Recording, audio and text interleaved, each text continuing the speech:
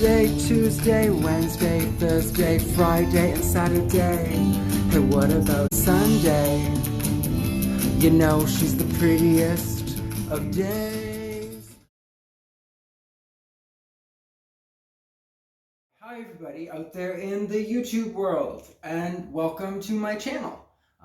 In this video, I'm going to be talking about discovering blue flowers, and probably 20 plus blue flowers I'll be sharing in this video. So, well, to get started, we were actually grocery shopping today during all this chaos, and kind of a little funny story is we stumbled across this little beauty. It was outside of the grocery store, and it was in natural lighting. It looks a little purpley in this light, but this is artificial lighting. So in the garden, it's mostly going to get natural light. So yeah, I really like this plant, and I had heard of it before, but I don't think we'd ever seen seed packets for it or anything. So it's called Jacob's Ladder, or what was it? Pulmononium. How do you say that? Pulmonium. Sorry. Some of them I might not say the full Latin word because, you know, people, we made up all our words. It's a language. So I'm going to show the seed packets up close. Like, not most of the video isn't going to be like this. Just these two live grown plants I wanted to share with you. And then the rest of it will be more of a seed packet tour. But yeah, so Jacob's Ladder, it has very almost like a gray blue, very, very light. When they, apparently I have only seen them like this, but from my research of it, they come on the plant white, and then as they mature, they get a little bit of a tinge of blue. So it's like a light gray, sky blue. I'll insert pictures and stuff too, so it's a little more detailed.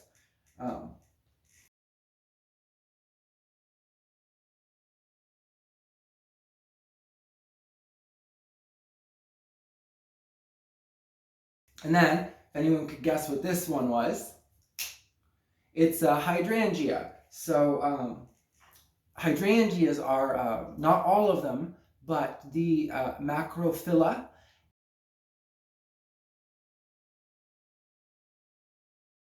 and the lace cap, or also known as the serrata or mountain hydrangea.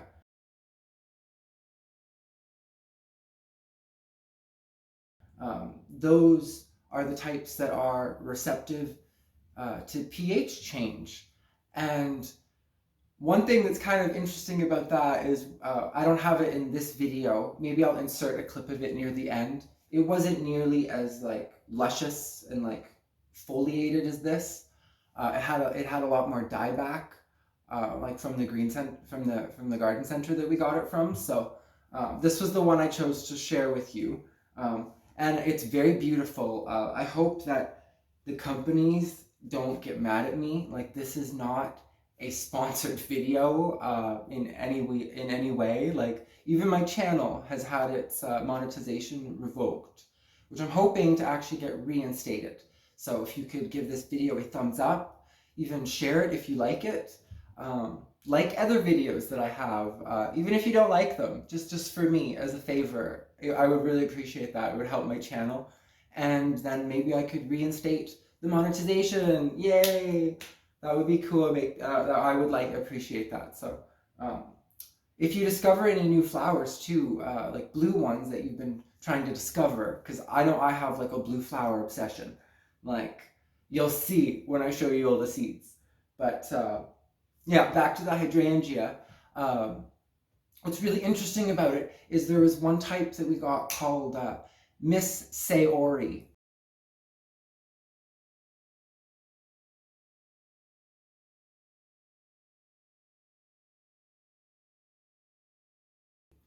And it's funny because it kind of sounds like sorry, right? That's how I remember it. Miss Saori. And it's the first Macrophylla of its class. that is not pH respondent, meaning that you could have it in really acidic soil or very basic soil, and it will always have these a white petal or white floret with a picote edging of like a dark rustic red color, like a brick red, and it's very beautiful. I don't have it in bloom right now, but I'll show pictures. So yeah, that's these ones, and I will give you the seed tour now. So make sure to give this a thumbs up and subscribe if you're new, and I'll continue on the floor. So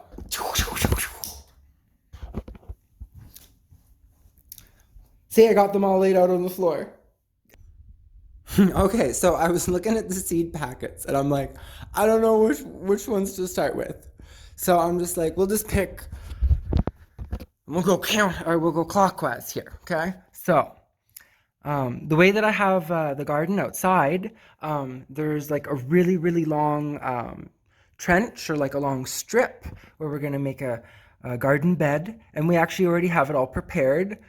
We've just been waiting for the frost and everything. Like, we actually got snow yesterday. Like, today is April 23rd, Thursday, and yesterday there was a light sprinkling of snow. Like, I still went outside doing some garden prep because I want to get these seeds in the ground, right?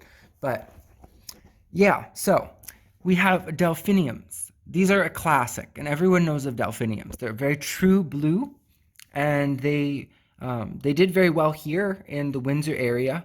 It's supposed to be a zone 7B, but I really think that it's like actually a zone more 8 now that we've had global warming and all that.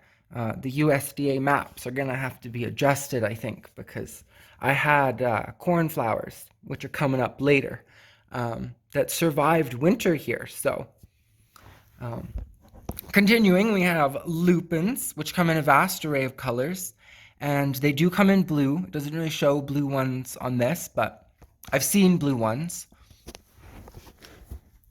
I threw some Chinese lanterns in because I just think that they're really pretty, and I think that the red-orange gives contrast to the blue, so it's good to throw in some variation. And then cornflower, which I was talking about. These are actually survived here, and so I think it's actually like a zone 8 in the Windsor area, because they survived and they did really well over the winter. And even we had a freak snowstorm about a week ago, and they had like snow on them. Maybe I'll put a little picture. It had like a cute little snow hat, and it did fine. Like, they didn't even have any damage on the leaves or foliage or anything. So wonderful. And then this one is kind of more of a rare find, Phacelia, and it's like Phacelia viscata or something. Phacelia visidia, sorry. And it's all in German, so for planting instructions, you might want to research it a little bit. But I actually ordered this one off eBay, and it comes from, you should be able to guess, I don't know, did I say already? But from Germany, because it's in German, right? And continuing, more Chinese lanterns, just because I find them really interesting plants. I really like the way that the fruit makes that cute little like lantern. And then we got a wildflowers mix, just because I did see on it that it had some blue flowers. I don't actually, let's see. Let us see. We can see together. Yeah, it's got blue flax and baby's breath and lupins. All those are blue, so I can't speak. I know the Iceland poppy, that's blue. Can't really speak much for all those other ones, but I don't know. For $2.49, that's a pretty good deal for that many different types of flowers. And then sunflower, classic. Yellow, of course. I mean, there is a lot of varieties of sunflowers, even black sunflowers. But like I said, I think the reds and yellows give a good contrast to the blue. And then we have the lobelia. So a lot of people know about lobelia. That's not too like rare of a find, but you know, like all of these used in conjunction, like can really make a beautiful garden, like just overall, like the combination of all the different colors. And I'm new to this area, so I'm kind of interested to see like what's going to grow and do well here, and like what will make, most importantly, what will survive the winter. Larkspur, which is actually a lot like Delphinium, if we compare them. They're actually related. They're almost the same plant. That's kind of why I got the Larkspur, was because even though it doesn't show any blue ones on it there might be some blue in it. Like it says it's a mixed pack, so you can't always go by what the cover of the picture says, you know, like some of the plants, like I've even ordered offline, and like they say like it's a, I don't know, what was it, a blue like a peace lily, a blue peace lily, and it was purple, like, but yeah. So don't take my word for any of these, for sure, for sure. Later I'm gonna do more garden updates where I actually show them growing. So um, blue flax. Yeah, and that was surprising to me because I knew everyone knows about flax, but I didn't know that flax had pretty little blue flowers. And of course, more Chinese lanterns. So that, you see, concludes like the strip part, because that's where we have one long garden bed. And then there's a separate garden like patch that I made that wasn't there before, that actually has like a tarp where I put to kill and the grass and everything. So it doesn't look that awesome now, but it will when these flowers are there. Um, so we got a mixed pack, Nigella, Love in the Mist. That's one of my favorites, and it's very cool. And if you're interested in that, I'd recommend looking up the Nigella Love in the Mist, because there is a lot of there's some videos that go into the kind of documentary style that talk about that, and Miss Jekyll and how she actually crafted it from a wild variety, and then through selective breeding, um, was able to make one that had really, really big, beautiful blue flowers. And of course, more lupins. So that was for that little patch off to the side. And then we have a separate garden bed. It's a raised garden bed. And we're going to put Pride of Gibraltar. This one, when I saw it at the garden center, it was a surprise to me. I was like, that looks really unique and different. And I YouTubed it and I looked it up on Google, and it's supposed to be like a genuine, very like a blue, and it has like purple or like pink tips, um, and then blue going upwards. And even though this is like a drawing or a sketch, it is very true to how the plant looks. More Nigella, and of course more of the Phacelia, the German one. And then a new one in the mix is the Himalayan blue poppy. This one is notoriously known for being really difficult to grow. So yeah, fingers crossed that I'm able to get it to sprout. But I will keep you guys posted. And I'm sure there's going to be some bare spots in the garden. Like I'm sure some of these aren't going to do well. But some of them I know will do very good. Because last year, the cornflowers even survived winter. So moving along to the next garden patch.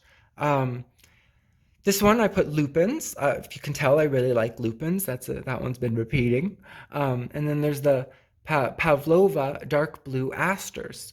I've never grown those before, so like I've only through research. It looked really true blue, and I mean with some plants, if you're researching them, if most of the pictures, like 80% of them, they look purple, it's probably purple. And like if there's just one or two that it looks blue, it's probably not. Like those are probably photoshopped.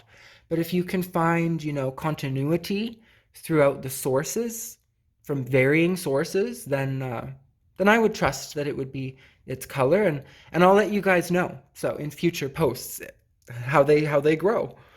And the scabiosa, also sometimes called like pincushion flower, because it looks like a pincushion. I just thought that, and it's supposed to be like a very kind of a gray, not a very saturated blue, which I kind of like that. It's like a papery, like a washed out blue. Really like that. So that's for the one garden patch there. you can tell we have a lot of different patches. And then here I have a bunch of different morning glory seeds. These are unique morning glories. That's why we grabbed them, because like one of them even has blue pacote. So that means that it's like the edges of its petals are actually like, it almost looks like someone painted them with white. And I don't really actually know where I'm going to plant these. They're vines, right? So, and we do have a bunch of trellis and lattice for them to climb. Just not 100% sure where I'm going to put these in the yard yet, because morning glories, you know, they don't like to be in like hot afternoon sun. So like, hence the name morning glory, right? So I'm not sure where I'll plant those. But morning glories are known for their true blue color. So those should do very well. And then concluding, there is a big pile of forget-me-nots. And there's a lilac tree that we have in the yard, and I'm going to plant these. We actually trimmed the lilac back quite a bit. And if you watch the garden tour, you'll see that. It looks kind of bad right now because I really hacked the lilac bush back quite a bit. And it... yeah, there's so much grass that like, because the lilac was kind of spilling over the grass, it like killed the grass. So there's like a ring of dead grass. So I had a light bulb moment and I'm like, let's just plant these, you know, in a circle all around it.